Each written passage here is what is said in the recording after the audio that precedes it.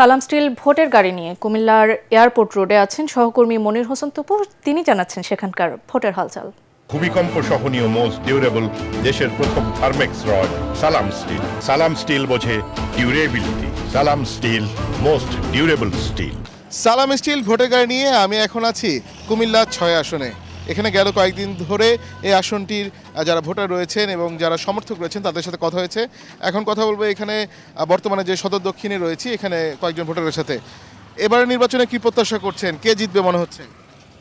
আমার সম্ভাবনা আছে এখন জমাতে যাওয়ার সম্ভাবনা, কারণ আওয়ামী লীগ বিএনপি এর আগে পরে সবাই কম বেশ দেখছে।